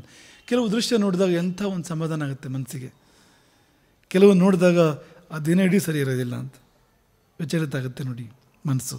ಮೇಲ್ನೋಟಕ್ಕೆ ಗೊತ್ತಾಗತ್ತಲ್ವ. ಅಥವಾ ಯಾರನ್ನೋ ಅಪರಿಚಿತರಲ್ಲಿ ಯಾರನ್ನೋ ನೋಡಿದರೆ ಏನೋ ಒಂದು ಪ್ರೀತಿ ಬರುತ್ತೆ, ಒಂದು ಸಮಾಧಾನ ಆಗುತ್ತೆ. ಇನ್ಯಾರನ್ನ ನೋಡಿದರೆ ಮನಸ್ಸು ವಿಚಲಿತ ಆಗುತ್ತೆ. ಇದೆಲ್ಲ ನಮ್ಮ ಅನುಭವದಲ್ಲಿರುವಂಥದ್ದು ಅಂತ. ಅಂದರೆ ಪೂರ್ವಗ್ರಹ ಇಲ್ಲ ಇಲ್ಲಿ ಅನ್ನುವಂಥ ಯಾವುದೋ ಈಗ ಸಾರ್ವಜನಿಕರಲ್ಲಿ ಕಾಣುವಂಥ ಮುಖಗಳು ಅಂತ ನಮ್ಗೆ ಗೊತ್ತಿಲ್ಲದಿರೋರಲ್ಲಿ ಅಂತ ಏನೋ ಕೆಲವು ಸಂಗತಿಗಳನ್ನ, ಕೆಲವು ವ್ಯಕ್ತಿಗಳನ್ನ ನೋಡಿದಾಗ ಹೃದಯ ಮಿಡಿಯುತ್ತೆ, ಸಮಾಧಾನ ಆಗುತ್ತೆ, ಅಂದರೆ ತಂಪು ಕೊಡುತ್ತೆ ಏನೋ ಅಂತ. ಇನ್ಯಾವುದೋ ಹಾಗೆ ಮಾಡದೇ ಇರ್ಬೋದು ಅಂತ. ಹಾಗಾಗಿ ಪರಿಣಾಮಗಳು ಇದ್ದೇ ಇದೆ ನಮ್ಮ ಮೇಲೆ. ಈ ಬರಿಗಣ್ಣಿಗೆ ಗೋಚರವಲ್ಲದ ಪಾಪ ಪುಣ್ಯಗಳಂತೂ ಪರಿಣಾಮವನ್ನು ತುಂಬ ಜೋರಾಗಿ ಮಾಡ್ತೇವೆ, ದಾಟ್ಕೊಂಡ್ಬಿಡ್ತೇವೆ ಆ ಕಡೆಯಿಂದ ಈ ಕಡೆಗೆ. ಹಾಗಾಗಿ ಶಬರಿ ಉದಾಹರಣೆ ನೋಡಿ, ದರ್ಶನ ಅದಕ್ಕೆ ಅನ್ನೋದಕ್ಕೆ ಉದಾಹರಣೆ ಅದೊಂದು ಶಬರಿದು ಅಂತ. ಶಬರಿ ಒಂದು ಕಡಿಮೆ ತಪಸ್ಸು ಮಾಡಿಲ್ಲ, ಎಷ್ಟು ತಪಸ್ಸು ಮಾಡಿದಲ್ಲ ಅವಳು ಶಬರಿ. ಅವಳೇನು ಅಂಥ ದೊಡ್ಡ ಗುರುಗಳ ಶಿಷ್ಯ ಅವಳು. ಮತಂಗ ಪರಿವಾರ ಆಕೆಯನ್ನು ಪಾಲಿಸ್ತಾ ಇದ್ದಿದ್ದು, ಶಬರಿಯನ್ನು ಪಾಲಿಸ್ತಾ ಇದ್ದಿದ್ದು. ಅವರೆಲ್ಲ ಅಂದರೆ ಬದುಕಿರುವಾಗಲೇ ಸಜೀವ ಸಮಾಧಿ ಅಂತ ಅನ್ನೋ ಹಾಗೆ ಶರೀರವನ್ನು ತ್ಯಜಿಸಿ ಹೋದವರು ಅಂತ. ರಾಮ ಬರ್ತಾನೆ ಇನ್ನು 14 ವರ್ಷದ ನಂತರ, ಅಂದರೆ ರಾಮ ಚಿತ್ರಕೂಟಕ್ಕೆ ಬಂದಾಗ ಅವರು ಹೊರಟೋಗ್ತಾರೆ. ಚಿತ್ರಕೂಟಕ್ಕೆ ಬರೋರಿಗೆ ಇದ್ದಂತೆ ಅವರೆಲ್ಲ ಚಿತ್ರಕೂಟಕ್ಕೆ ಬಂದಾಗ ಹೊರಟೋಗ್ತಾರೆ. ಅವರು ಅಂದರೆ ದೇಹ ಅವ್ರನ್ನ ಬಿಟ್ಟಿದ್ದಿಲ್ಲ, ಅವರೇ ದೇಹವನ್ನು ಬಿಟ್ಟಿದ್ದು ಅಂತ ರಾಮಾಯಣ ಹೇಳುತ್ತೆ ಅಂತ. ಸಾಕು ಅಂತ ಅನ್ನಿಸ್ತು. ಅದು ಅವರ ಬೆವರ ಬೆಂದುಗಳು ಬಿದ್ದದ್ದು ಹೂವಾಗಿ ಅರಳಿದ್ವು ಅಂತ. ಅವು ಹಾಗೆ ಬಾಡದೆ ಉಳ್ಕೊಂಡ್ವು ರಾಮ ಬರೋವರೆಗೂ ಕೂಡ ಅಂತ ರಾಮಾಯಣ ಹೇಳುತ್ತೆ. ಎಂಥವ್ರು ಅವರು, ಅವ್ರ ಮನಸ್ಸೇನು ಒದ್ದೆ ಬಟ್ಟೆ ಒಣಗಿಸಿದ್ರೆ ಅವರು, ರಾಮ ಬಂದಾಗ ಹಾಗೆ ಇತ್ತಂತೆ ಅದು ಅಂತ. ಆ ಒದ್ದೆ ಕೂಡ ಹಾಗೆ ಇತ್ತಂತೆ. ಎಂಥ ಆರ್ದ್ರ ಮನಸ್ಸು ಅವ್ರದ್ದಾಗಿರ್ಬೋದು ಅಂತ ನಾವು ಊಹೆ ಮಾಡ್ಕೋಬೋದು ಅದರಲ್ಲಿ ಅಂತ. ಅವರು ಶರೀರ ಶ್ರಮ, ಸಪ್ತ ಸಾಗರಗಳು ದೂರ ಹೋಗಿ ಮೇಯೋಕ್ಕೆ ಅವರಿಗೆ ಆ ಶರೀರ ಪರ್ಮಿಟ್ ಮಾಡೋದಿಲ್ಲ. ಅಲ್ಲೇ ಬಂದುವಂತೆ ಸಪ್ತ ಸಾಗರಗಳು ಮೇಯಬೇಕು ಅಂದರೆ. ಅಂದರೆ ಅವ್ರ ಫ್ರೆಶ್ನೆಸ್ ಎಂಥದ್ದು ಅಂದರೆ, ಅಷ್ಟು ವರ್ಷ ಕಳೆದು ರಾಮ ಬಂದಾಗಲೂ ಅದೆಲ್ಲ ಹಾಗೆ ಇತ್ತು ಅಂತ. ಆ ಹೂವುಗಳನ್ನು ಬಾಡಿರಲಿಲ್ಲ ಅಂತ, ಸುಮನ ಅದು ಬಾಡಿರಲಿಲ್ಲ ಅಂತ ಇನ್ನು ಕೂಡ. ಅಂಥವ್ರ ಶಿಷ್ಯ, ಅಂಥವ್ರ ಜೊತೆಗೆ ಬದುಕಿ ಬಾಡ್ದವಳು ಅವಳು ಶಬರಿ. ಅದೇ ಹೇಳಿದ್ವಲ್ಲ, ದೇಹವನ್ನು ಬಿಟ್ಟು ಹೋಗೋದು ಅಂತ, ದೇಹವನ್ನು ಇಟ್ಟು ಹೋಗೋದು ಬಿಟ್ಟು ಹೋಗೋದು ಅಂತ. ಅಂದರೆ ಸ್ವಾತಂತ್ರ್ಯ ಇದೆ ಆ ಜೀವ ಎಷ್ಟು ಎತ್ತರದ್ದು ಅಂದರೆ, ಅದು ಸಾಕು ಅನಿಸಿದಾಗ ಬಿಟ್ಟು ಹೋಗುತ್ತೆ ಅಂತ. ಅದಕ್ಕೆ ಹಕ್ಕಿ ಉದಾಹರಣೆ. ಮರದಲ್ಲಿ ಹಕ್ಕಿ ಕೂತಿರುತ್ತೆ ಬಂದು, ಅದು ಬೇಕಾದಾಗ ಬಂದು ಕೂತ್ಕೊಳ್ಳುತ್ತೆ ಮರದಲ್ಲಿ, ಅದು ಸಾಕು ಅನಿಸಿದ್ರೆ ಹಾರೋಗುತ್ತೆ. ಹಾಗೆ ಬೇಕು ಅಂದಾಗ ಬಂದು ಶರೀರವನ್ನು ಸ್ವೀಕಾರ ಮಾಡಿ ಜೀವನಕ್ಕೆ ಬರ್ತಾರೆ, ಜೀವನ ಮಾಡ್ತಾರೆ. ಸಾಕು ಅನಿಸಿದಾಗ ಹಾರು ಹೋಗ್ತಾರೆ ಶರೀರವನ್ನು ಬಿಟ್ಟು ಅಂತ. ಆ ಶರೀರ ಬಿಟ್ಟು ಮರ ಬಿಟ್ಟು ಹಾರು ಹೋಗುವಾಗ ಹಕ್ಕಿಗೇನು ಕಷ್ಟ ಆಗತ್ತಾ? ಏನಿಲ್ಲ ತಾನೇ, ಅಷ್ಟು ಸುಲಭ ಅವರಿಗೆ ಮರಣ ಅಂದರೆ ಅಂತ. ಅದೇ ಉಳಿದವರು ಸಾಮಾನ್ಯರು ಹೇಗೆ ಅಂದರೆ, ಪ್ರವಾಹದ ಪಕ್ಕದಲ್ಲಿರೋ ಮರದ ಹಾಗೆ, ನದಿ ಪಕ್ಕದಲ್ಲಿರೋ ಮರದ ಹಾಗೆ, ಅದು ಕೊರಿತಾ ಇರುತ್ತೆ, ಬೇರಿನ ಮಣ್ಣನ್ನು ಕೊರಿತಾ ಇರುತ್ತೆ ಪ್ರವಾಹ. ಒಂದಿನ ಮರ ಬೀಳುತ್ತೆ ಕೆಳಗಡೆಗೆ. ಹಾಗೆ ಕಾಲ ಪ್ರವಾಹ ಆಯುಸ್ಸನ್ನು ಕೊರಿತಾ ಇರುತ್ತೆ. ಒಂದು ಮಟ್ಟಕ್ಕೆ ಮುಟ್ಟಿದಾಗ ಸಾಯ್ತಾನೆ, ಸತ್ತ ಬೀಳ್ತಾನೆ. ಮರ ಬಿದ್ದಾಗ ನರನ್ನು ಬೀಳ್ತಾನೆ ಅಂತ. ಅಲ್ಲಿ ಆ ವರ್ಗದ ಆ ಎತ್ತರದ ಜನಗಳ ಜೊತೆಗೆ ಬದುಕಿ ಬಾಳ್ದವಳು ಶಬರಿ. ಆದರೆ ಮುಕ್ತಿಗೆ ರಾಮ ದರ್ಶನ ಬೇಕಾಯಿತು, ಅಷ್ಟೇ ಬಾಕಿ ಇದ್ದಿದ್ದು. ಕಣ್ಣಲ್ಲಿ ನೋಡಿದ್ದು ರಾಮನನ್ನ ಅಂತ, ಅಷ್ಟೇ ಕಾರ್ಯಕ್ರಮ ಅಲ್ಲಿ ನಡೆದಿದ್ದು. ರಾಮ ಬಂದ ಮೇಲೆ ರಾಮ ಆಕೆಯನ್ನು ನೋಡಿದ. ಅವಳು ಹೇಳ್ತಾಳೆ, ಪೂತಾಸ್ಮಿ ಅಂತ. ಅಂದರೆ ನೀನು ನೋಟ ಬಿದ್ದಾಗ ಎಲ್ಲ ಪವಿತ್ರ ಆಗ್ತಾ ಇದೆ ಅಂತ ಹೇಳ್ತಾಳೆ ಅವಳು ಅಂತ. ನೀನು ನೋಡಿದಾಗ ನಮಗೆ ಆ ನೋಟದ ಬಗ್ಗೆ ನಮಗಷ್ಟು ಅರ್ಥನೇ ಇಲ್ಲ ಅಂತ ನಮ್ಮ ಜೀವನದಲ್ಲಿ ಅಂತ, ಆ ಪರಿಣಾಮಗಳ ಬಗ್ಗೆ ಯೋಚನೆ ಇಲ್ಲ ಅಂತ. ಪೂತ ಸೌಮ್ಯನ ಚಕ್ಷುಷ, ರಾಮ ಒಂದು ಪ್ರೇಮದಿಂದ ಅವಳು ನೋಡ್ತಾ ಇದ್ದಾನೆ, ಅವಳಿಗೆ ಅನುಭವಕ್ಕೆ ಬರ್ತಾ ಇದೆ ಅಂತ. ಎಲ್ಲ ನೋಡು ತಂಪಾಗ್ತಾ ಇದೆ, ಎಲ್ಲ ಪವಿತ್ರ ಆಗ್ತಾ ಇದೆ. ಪೂತ ಅನ್ನೋ ಶಬ್ದಕ್ಕೆ ಏನಾದರೂ ಚೂರುಪಾರ ಅಡ್ಡ ಇದ್ದರೆ, ಅವಳು ಈ ಲೋಕದಿಂದ ಆ ಲೋಕಕ್ಕೆ ಮುಕ್ತಿಗೆ ಸೇರಲಿಕ್ಕೆ ಏನಾದರೂ ಅಡ್ಡ ಇದ್ದರೆ ಅದೆಲ್ಲ ಬಿಟ್ಟು ಹೋಗ್ತಾ ಇದೆ ನೋಡು ಒಂದು. ಪೂತಾಸ್ಮಿ, ನಿನ್ನ ಸೌಮ್ಯ ನೋಟದಿಂದ, ಸೌಮ್ಯ ನೇತ್ರಗಳಿಂದ. ಹಾಗೆ ಅವಳು ಅವನನ್ನು ನೋಡಿದ್ಲು. ಅಷ್ಟೇ ನಡೆದಿದ್ದಲ್ಲಿ, ದರ್ಶನವೇ ನಡೆದಿದ್ದು ಪರಸ್ಪರ ಅಂತ. ಅಷ್ಟು ಮಾತ್ರದಿಂದ ಇನ್ನೇನು ಅವಳು ಮುಕ್ತಿಯನ್ನು ಪಡೆಯೋದಕ್ಕೆ ಅಡ್ಡ ಇರ್ಬೋದು, ಅದೆಲ್ಲ ಪರಿಹಾರ ಆಯಿತು. ಅಂದರೆ ನಾವು ಇಂಥವರ ಭಕ್ತಶ್ರೇಷ್ಠರ ಮಹಾಪುರುಷರ ಜೀವನ ನೋಡಿದರೆ, ಈ ಶಾಸ್ತ್ರ ಪಂಕ್ತಿಗಳು ನಮಗೆ ಕಠೋರ ಅಂತ ಅನಿಸೋದು ಅರ್ಥಪೂರ್ಣ ಅಂತ ಅನ್ಸೋಕ್ಕೆ ಶುರುವಾಗುತ್ತೆ. ಏನೋ ಇದ್ದೇ ಇಲ್ಲಿ ಅಂತ. ನಮ್ಮ ನಿತ್ಯ ಜೀವನದಲ್ಲೂ ಇದೆ. ನಿಮ್ಗೆ ಅಷ್ಟು ದೊಡ್ಡ ಉದಾಹರಣೆ ಬೇಡ ಅಂತಂದರೆ, ಏನೋ ನೋಡಿದ್ದು ಬೇರೆ ಥರ ಇತ್ತಪ್ಪ ಇವತ್ತು, ಏನೋ ನನ್ನ ಮೇಲಿನ ಪೂರ್ವಗ್ರಹ ಬಂದಿದೆ ಅಂತ ಕಾಣುತ್ತೆ. ಇದೆಯಲ್ಲ ಪರಿಣಾಮ. ಬರೀ ನೋಟ ಮಾತ್ರದಿಂದ ವ್ಯತ್ಯಾಸ ಆಗತ್ತೆ ನೋಡಿ. ಈಗ ಅವನು ಮೂಡ್ ಸರಿ ಇಲ್ಲ ಅಂತ ಅಂದ್ಕೊಳ್ಳಿ, ಅವನು ನೋಟದಲ್ಲೇ ನಮ್ಮ ಮೂಡನ್ನು ಕೆಡಿಸ್ತಾನೆ ಅವನು ಅಂತ ಜೊತೆಗೆ. ಅಲ್ಲಿಂದ ಎಲ್ಲಿಗೆ ಬಂತು ನೋಡಿ ಅದು. ಮನಃ ಕಾಲುಷ್ಯ, ಮನಃ ಕಷಾಯ, ಬರೀ ನೋಟದಿಂದ ಅಲ್ಲಿಂದ ಇಲ್ಲಿಗೆ ಬಂತು ನೋಡಿ. ಎಲ್ಲ ಆಗುತ್ತೆ ಅಂತ. ಅವನೆಲ್ಲ ಅಷ್ಟು ಫೀಲಿಂಗ್ಸ್ ಕನ್ವೆ ಆಗುತ್ತಲ್ವ ಒಂದು ನೋಟದಲ್ಲೇ. ಅವನ ಒಳಗೆ ಏನಿದೆಯೋ ಅದೆಲ್ಲ ನಮ್ಗೆ ಬರುತ್ತೆ. ಹಿಂಗೆ ಅಂತ ಗೊತ್ತಾಗುತ್ತೆ ನಮಗೆ ಅಂತ. ಅಂದಮೇಲೆ ಪಾಪ ಪುಣ್ಯ ಓಡಾಡ್ದಿರ ಅಂತ ಹೇಗೆ ಹೇಳ್ತೀರಿ? ಇದಕ್ಕೆಲ್ಲ ಬೇಸದು. ಈ ಸುಖ ದುಃಖಗಳ ಹಿಂದಿರೋಂಥ ಮೂಲ ತತ್ವಗಳು ಅದೆರಡು ಕೂಡ ಅದು ಓಡಾಡುತ್ತೆ, ಆ ಕಡೆ ಈ ಕಡೆ ಹೋಗುತ್ತೆ. ನಿಮಗೆ ಅವನ ಪ್ರೀತಿ ಬರುತ್ತೆ, ಅವನ ನೋವು ಬರುತ್ತೆ ನಮಗೆ ಅಂದರೆ, ಅವನು ಪುಣ್ಯನೂ ಬರುತ್ತೆ, ಅವನು ಪಾಪನೂ ಬರುತ್ತೆ ಅಂತ ಅಲ್ಲ, ಅದ್ರ ಪಕ್ಕದಲ್ಲೇ ಇದೆ ಅದು ಅಂತ. ಹಾಗಾಗಿ ಒಳ್ಳೆಯವರ ಜೊತೆಗೆ ಒಡನಾಡಬೇಕು. ಯಾವುದೇ ಕಾರಣಕ್ಕೂ ಒಳ್ಳೆಯವರೆಲ್ಲರ ಜೊತೆಗೆ ಒಡನಾಡಬಾರ್ದು. ಯಾವಾಗ ಅವ್ರನ್ನ ಒಳ್ಳೇದು ಮಾಡುವಷ್ಟು ಶಕ್ತಿ ನಮ್ಗೆ ಬರುತ್ತೋ, ಮತ್ತು ಯಾವಾಗ ಅವರು ಕೆಟ್ಟದನ್ನು ತಡ್ಕೊಳ್ಳೋ ಶಕ್ತಿ ನಮಗೆ ಬರುತ್ತೋ, ನಮಗೇನು ಪರಿಣಾಮ ಆಗೋದಿಲ್ಲ, ಏನು ಬೇಕಾರಾಗಿರೋ ಅಂದರೆ ನಾವು ಗಂಗೆ ಆಗ್ತೀವೋ, ಆಗ ಯಾರ ಜೊತೆ ಬೇಕಾದ್ರೆ ಒಡನಾಡು ಅಂತ. ಅದಿಲ್ಲ ಅಂದರೆ ಎಲ್ಲೇ ಆದರೂ ಅದಕ್ಕೆ ಮನೋಧ್ಯಾನ ಅಂತ ಹೇಳಿದ್ದು ಅಂತ. ಮನೋಧ್ಯಾನ ಅಂದರೆ ಸಂಪರ್ಕ ಅನ್ನೋದು ಕೇವಲ ಬಾಹ್ಯ ಅಲ್ಲ ಅಂತ. ಮನಸ್ಸಿಂದ ಒಬ್ಬರ ಬಗ್ಗೆ ಯೋಚನೆ ಮಾಡ್ತಾ ಕೂತ್ಕೊಂಡ್ರೆ ಸಂಪರ್ಕವೇ ಇದು, ಸಂಸರ್ಗವೇ ಇದು. ನಾವು ಎಲ್ಲಿಂದಲೋ ಈಗ ವ್ಯಕ್ತಿ ಎದುರಿಗಿರಬೇಕು ಅಂತಿಲ್ಲ ಅಂತ. ಅದಕ್ಕೆ ಸೀತೆ ಹೇಳಿದ್ದು ಅಂತ, ನಾನು ಧ್ಯಾನ ನ ಚಕ್ಷುಷ ಅಂತ. ವಾಲ್ಮೀಕಿಗಳು ಸೀತೆ ಬಗ್ಗೆ ರಾಮನಿಗೆ ಹೇಳ್ತಾರೆ, ನಾನು ಧ್ಯಾನ. ಅನುಧ್ಯಾನದಿಂದ ಕೂಡ ನಿನ್ನನ್ನು ಬಿಟ್ಟು ಬೇರೆಯವ್ರ ಹತ್ರ ಹೋಗಲಿಲ್ಲ ಅವಳು. ಅನುಧ್ಯಾನ ಅಂತ ಭಾವಿಸೋದು ಅಂತ. ನ ಚಕ್ಷುಷ ಅಂತ, ನೋಟದಿಂದ ಅಂತ. ಅದೆಲ್ಲ ಹಾಗಾಗಿ ಆ ಥರದ ಪ್ರೊಟೆಕ್ಷನ್ ಇಲ್ಲ ಅಂತ. ನಾವು ಅಂದರೆ ಸೀದಾ ನೋಡಲಿಲ್ಲ, ಫೇಸ್ಬುಕ್ಕಲ್ಲಿ ನೋಡಿದೆ ಅಂತ. ಅವ್ರ ಬಗ್ಗೆ ಸೀದಾ ನಾವು ಸಂಸರ್ಗ ಮಾಡ್ತಿರೋದಿಲ್ಲ, ಫೇಸ್ಬುಕ್ಕಲ್ಲಿ ನೋಡ್ತಾ ಇರ್ತೀನಿ, ಮಾತಾಡ್ತೀನಿ. ನೀವು ಮಾಡಿದೆ, ನೀನು ಬೇರೆ ರೂಪದಲ್ಲಿ ಮಾಡಿದೆ ಅಷ್ಟೇ. ಅದರಿಂದ ನಾವು ಬೇರೆಯವ್ರನ್ನ ಮೋಸ ಮಾಡ್ಬೋದು ಹೊರತು ನಮ್ಮನ್ನು ನಾವು ಬೇರೆಯವ್ರನ್ನ ಮೋಸ ಮಾಡೋ ಅಂದರೆ ನಮಗೆ ನಾವು ಮೋಸ ಮಾಡ್ಕೊಂಡಾಗ ನಿಜವಾಗೋದು ಅಂತ. ಬೇರೆಯವ್ರನ್ನ ಮಾಡಿದಾಗ ನಮಗೆ ನಾವು ಮಾಡ್ಕೊಂಡಾಗೆ ಅಂತ. ಹಾಗಾಗಿ ಯಾವುದೇ ಬೇರೆ ನೆಪಗಳನ್ನ ಹೇಳಿ ನಾವು ಮಾಡಬಾರ್ದು. ಅದನ್ನ ನಾವು ನೆಪಗಳನ್ನ ಹೇಳಿ ಮಾಡ್ತೀವಿ, ಬೇರೆ ಬೇರೆ ಕಾರಣಗಳನ್ನ ಕೊಡ್ತೀವಿ. ಅದಕ್ಕೆ ಈ ಕಾರಣ ಇತ್ತು, ಆ ಕಾರಣ ಇತ್ತು ಅಂತ ಹೇಳ್ತೀವಿ. ನೀನು ಯಾವ ಕಾರಣ ಬೇಕಾದ್ರೂ ಕೊಡು, ನಿನಗೆ ಆಗ ಪರಿಣಾಮ ಆಗತ್ತಪ್ಪ, ಆಗ ಪರಿಣಾಮ ಆಗುತ್ತೆ, ತೊಂದರೆ ಆಗುತ್ತೆ. ಅದರಿಂದ ಅವನ ಹತ್ರ ಏನಿದೆ ನನಗೆ ಕೊಡ್ತಾನೆ ಅನ್ನೋದನ್ನ ಅಂತ. ಇರೋದನ್ನು ಹಂಚ್ತಾ ಇರೋದಿಲ್ಲ. ಜೀವಗಳಲ್ಲಿ ಬೈ ಡಿಫಾಲ್ಟ್ ಅದನ್ನು ಪ್ರಕೃತಿ ಇಟ್ಟಿದೆ. ಇನ್ನೊಂದು ಜೀವ ಸಂಪರ್ಕಕ್ಕೆ ಬಂದರೆ ಹಂಚು ಅಂತ, ನನ್ನ ಹತ್ರ ಏನಿದೆಯೋ ಅದನ್ನು ಹಂಚು ಅಂತ. ಪ್ರೀತಿ ಇದ್ದರೆ ಪ್ರೀತಿ ಹಂಚ್ತಾನೆ, ದ್ವೇಷ ಇದ್ದರೆ ದ್ವೇಷವನ್ನು ಹಂಚ್ತಾನೆ, ಪುಣ್ಯ ಇದ್ದರೆ ಪುಣ್ಯನ ಹಂಚ್ತಾನೆ, ಪಾಪ ಇದ್ದರೆ ಪಾಪ ಹಂಚ್ತಾನೆ. ಹಾಗಾಗಿ ಬೈ ಡಿಫಾಲ್ಟ್ ಪ್ರತಿ ಜೀವದಲ್ಲೂ ಕೂಡ ವ್ಯವಸ್ಥೆಯನ್ನು ಪ್ರಕೃತಿ ಇಟ್ಟಿದೆ. ಯಾವುದೇ ಬಗೆಯಲ್ಲಿ ಸಂಸರ್ಗ ಮಾಡಿದರೆ ಆ ಜೀವ ಇನ್ನೊಂದು ಜೀವಕ್ಕೆ ಅದನ್ನು ಹಂಚಿಬಿಡುತ್ತೆ. ಹಾಗಾಗಿ ಎಚ್ಚರಿಕೆಯಿಂದ ಓಡಾಡಬೇಕಾದ್ರೆ ಎಲ್ಲಿ ಶಾರ್ಕ್ ಇದೆ, ಎಲ್ಲಿ ಮೊಸಳೆ ಇದೆ, ತಿಮಿಂಗಿಲ ಇದೆ, ನೋಡು ಆ ಏರಿಯಾ ಯಾವುದೋ ನೋಡು, ಹೋಗಬೇಡ ಅಲ್ಲಿಗೆ ಅಂತ. ಎಲ್ಲಿ ಕಮಲ ಅರಳಿದೆ ಓಡಾಡು, ಅಲ್ಲಿ ಮನಸ್ಸು ಪ್ರಫುಲ್ಲಿತ ಆಗತ್ತೆ ಅಂತ. ಹಾಗಾಗಿ ಒಳ್ಳೆಯವರ ಒಡನಾಟ, ಒಳಗಿಂದಲೂ ಹೊರಗಿಂದಲೂ ಒಳ್ಳೆಯವರ ಒಡನಾಟ, ಒಳ್ಳೆಯವರ ಸಂಸರ್ಗ ತುಂಬ ಅಗತ್ಯ. ಮತ್ತು ನೀನು ನೋಡಿದ ಕೂಡಲೇ ಮಾತಾಡಿದ ಕೂಡಲೇ ಏನೋ ಒಂದು ಪ್ರಕ್ರಿಯೆ ಆಗ್ತಾ ಇದೆ ಅನ್ನೋದನ್ನು ಚೆನ್ನಾಗಿ ಮನಸ್ಸಲ್ಲಿ ಇಟ್ಕೊಳ್ಳಿ. ಹಾಗಾಗಿ ಪಾಪವು ಘಫ್ ಪರಿಧೂಯತಾಂ, ಪಾಪವನ್ನು ಬಿಡು ಮಾತ್ರ ಅಲ್ಲ, ಪಾಪಿಗಳನ್ನು ಕೂಡ ಬಿಡು. ಮತ್ತೊಮ್ಮೆ ನೆನಪಿಸ್ತೀನಿ ನಿಮಗೆ, ಪಾಪ ಶಬ್ದಕ್ಕೆ ಎರಡು ಅರ್ಥ ಇದೆ. ಪಾಪ ಅಂದರೆ ಅಕೃತ್ಯದ ಫಲ ಅಂತ ಒಂದು ಅರ್ಥ. ಪಾಪ ಅಂದರೆ ಪಾಪ ಉಳ್ಳವನು, ಪಾಪಿ ಅಂತಲೂ ಸಂಸ್ಕೃತದಲ್ಲಿ ವ್ಯಾಕರಣದ ಕಾರಣದಿಂದ ಅರ್ಥ ಬರುತ್ತೆ ಅಲ್ಲಿ. ಹಾಗಾಗಿ ಪಾಪವು ಘಫ್ ಪರಿಧೂಯತಾಂ, ಪಾಪಿಗಳ ಸಮುದಾಯದಿಂದ ದೂರ ಇರು, ಅವ್ರ ಒಡನಾಟ ಮಾಡಬೇಡ ಹಿರಿಯರ.